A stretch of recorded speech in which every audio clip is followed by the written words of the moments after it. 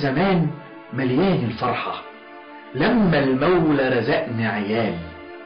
قلت انا ناوي اربي عيالي واعلمهم يبقى ابطال، واعلمهم يبقى كتابهم ويا قلمهم يرسم جيلهم قول اجيال، واعلمهم ان الفرحة كل الفرحة كلمة واضحة علم في راس يبقى وصال.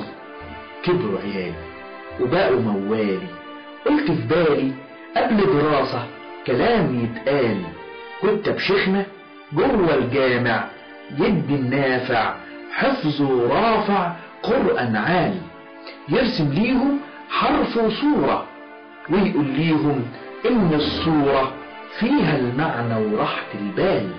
زي ما كنا في يوم ما صغرنا كان في أملنا فرحة شيخنا تبقى أمال. يوم عيالي راحوا مدارس كنت أنا حاسس إن الفرحة في عيني سؤال، هفرح بيهم يعني ألاقي الدكتور فيهم جنب مدرس ولا مهندس يبقى الحال عال العال.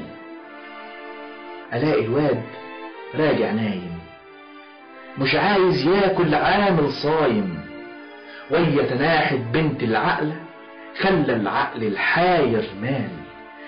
قال الواد الحيلة يا بابا هو الفصل المفروض كام؟ قلت اوام 20 واحد يبقوا تمام يفهموا كل اللي بيتقال. قال لي يبقى 60 واحد جوه الفصل يقدر واحد يفهم فيهم وسط الدوشة جواب وسؤال؟ ولا الأستاذ يصرخ فينا انت يا واد فاهم يعني، ولا خصوصي عايز تفهم خلي أبوك يبعت مال؟ وفي مرة كمان جاني معيط قال لي يا بابا انت عارفني شاطر يعني ما انت شايفني بعرف اجاوب كل سؤال، بس كتابي صعب الفهم كلامه موحبك زي الوهم. بص عليه اقرا فيه تلقى الدمع في عينك سال.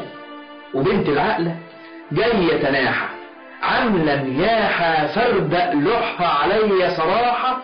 عارف يابا راحة البال هي قعدنا من مدارسنا نحط شنطنا جنب كتابنا ونرمي قلمنا للزبال. ليه يا كئيبة ليه يا كئيبة كل كلامك طف احلامك فرحك سابك وانت هيافة وعقلك مال. قالت يعني ما انتش شايف وعلى احوالنا ما انتش خايف، ولا يعني ما انتش عارف حلمك من دماغتنا اتشال، حلمك من دماغتنا اتشال. قلت يا بنت دماغي اتحير حالي اتغير. قالت بابا انت كبير رسمة صورة لك في دماغي نجم وطال، بتعلمنا كلام الله وتعيشنا في عز وجاه وتعرفنا ان المولى كريم متعال. الاستاذ يدخل فصل يصرخ فينا ويشتم اصل وينسى الشرح والدخان كتم انفاس، ولا جواب على اي سؤال ولا جواب على اي سؤال. كنت فاهمة ان الناس عارفة اساس زي زرعك فينا سنين بس الخيبة لها موال. انا سهمت وفي خوف غرقت. كان الحلم ان التعليم يساعد حلمي ويقويه يرفع منه وقول اميال.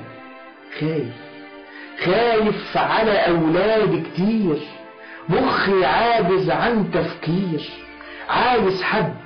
عايز حد يقول اصلاح، عايز فعل مش اقوال، عايز ايد بالخير تمد، عايز ايد بالخير بتمد، شايله الحب بالحق تشد والعين الظلم ريحة تسد.